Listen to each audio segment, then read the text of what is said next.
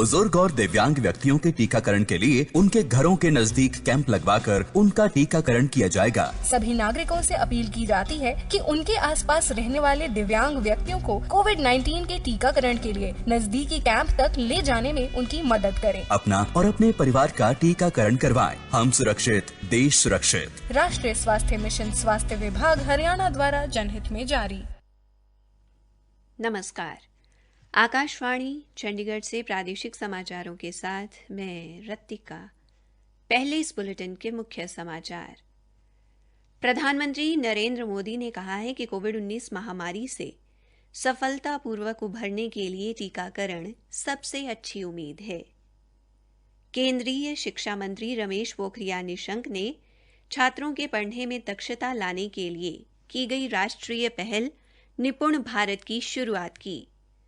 हरियाणा के शिक्षा मंत्री कंवरपाल ने राज्य के सभी निजी स्कूलों को MIS पोर्टल को अपडेट करने के निर्देश दिए। हरियाणा के स्वास्थ्य मंत्री अनिल विज ने कहा है कि कोविड मरीजों के स्वस्थ होने की दर में वृद्धि के बावजूद सतर्क और सावधान रहने की जरूरत है। और हरियाणा में आज महा टीकाकरण अभियान के तहत 1 लाख लोगों को कोविड वैक्सीन दी गई। देश भर में 18 वर्ष से अधिक आयु के सभी लोगों के लिए सरकारी केंद्रों में निःशुल्क टीकाकरण अभियान चलाया जा रहा है।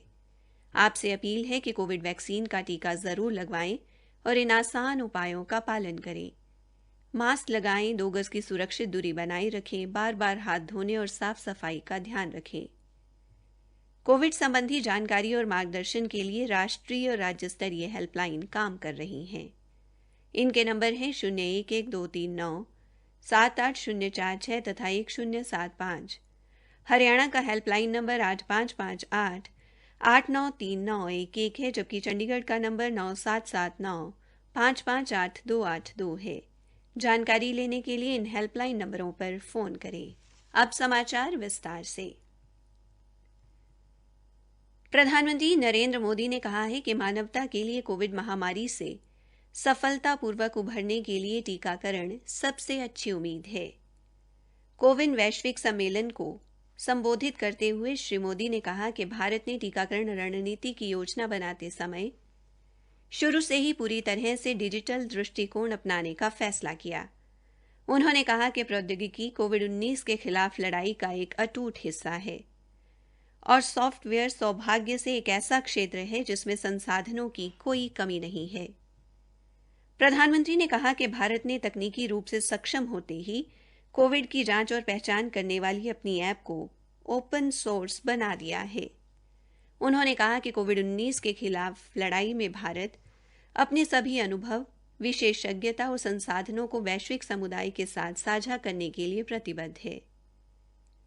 उन्होंने यह भी कहा कि तमाम बाधाओं के बावजूद भारत ने जितना संभव हो पाया दुनिया के साथ इन्हें साझा करने की कोशिश की है।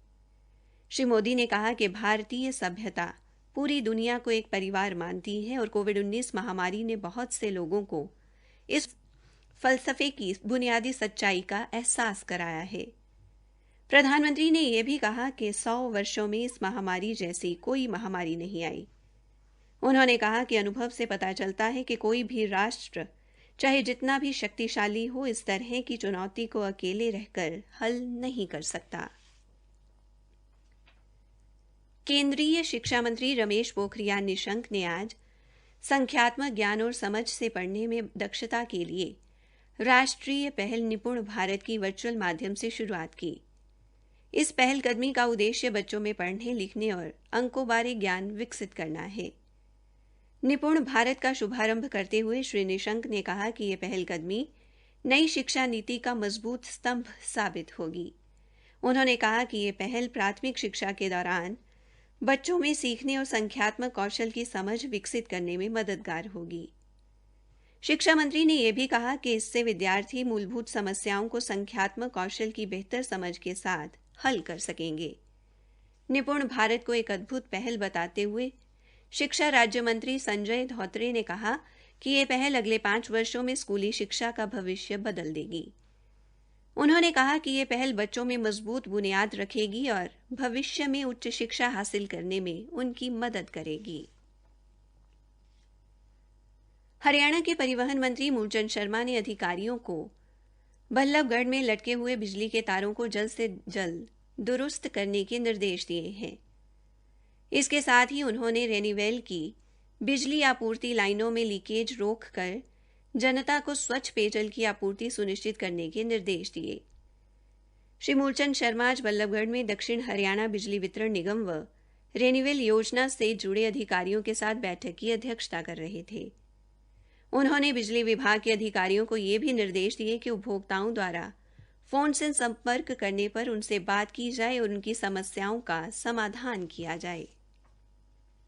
प्रादेशिक समाचार आकाशवाणी चंडीगढ़ से प्रसारित किए जा रहे हैं।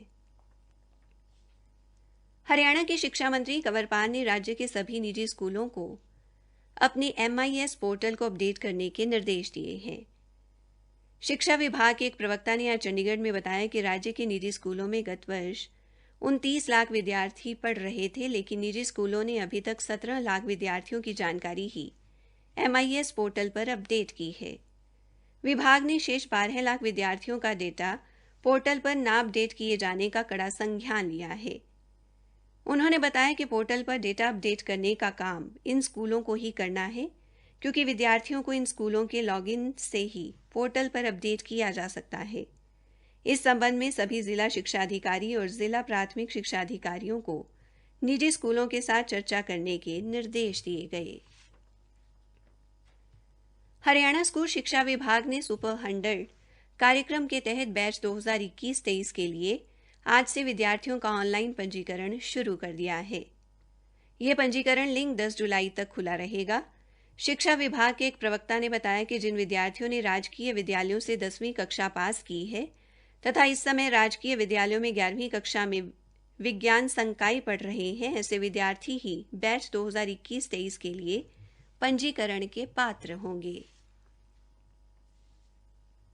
हरियाणा के स्वास्थ्य मंत्री अनिल विज ने कहा है कि प्रदेश में कोविड मरीजों की संख्या धीरे धीरे कम हो रही है, जो कि सबके लिए एक अच्छा संकेत है।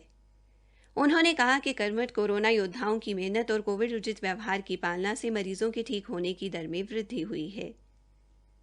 श्री विज ने कहा कि महामारी अलर्ट सुरक्षित हरियाणा के तहत फिलहाल एहतियात बरतते हुए कुछ पाबंदियों की सीमा 12 जुलाई तक बढ़ाई गई है, लेकिन स्थिति को सामान्य होता देख कुछ छूट भी दी गई है। उन्होंने कहा कि फिर भी लोगों को चाहिए कि वे समय समय पर जारी दिशा निर्देशों का पूरी तरह पालन करें। श्री विज ने कहा कि चाहे कोविड मरीजों के स्वस्थ होने की दर में वृद्धि हुई है, लेकिन फिर भी अभी सावधान और सतर्क रहने की जरूरत है। उन्होंने कहा कि टीकाकरण, मास्क का प्रयोग, सामाजिक दूरी का ख्याल और सफाई व्यवस्था से ही कोरोना महामारी को हराया जा सकता है। हरियाणा में आज महा टीकाकरण अभियान के तहत 780 स्थानों पर 1 लाख लोगों को कोविड का टीका लगाया गया। पंचकुला से हमारी संवाददाता ने बताया कि प्रदेश में 95 लाख नागरिकों को कोरोना वैक्सीन का टीका लगाया जा चुका है।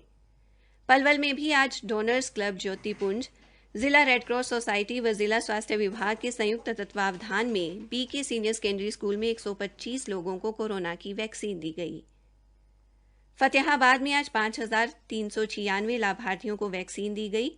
उपायुक्त महावीर कौशिक ने बताया कि जिले में आज 18 से 44 वर्ष आयु वर्ग के 3,287 लाभार्थियों को कोरोना वैक्सीन दी गई, जिसमें से 3,178 को पहली व 109 नागरिकों को कोरोना रोधी वैक्सीन की दूसरी खुराक दी गई है। फरीदाबाद जिले में आज 10,056 लोगों को कोरोना का टीका लगाया गया।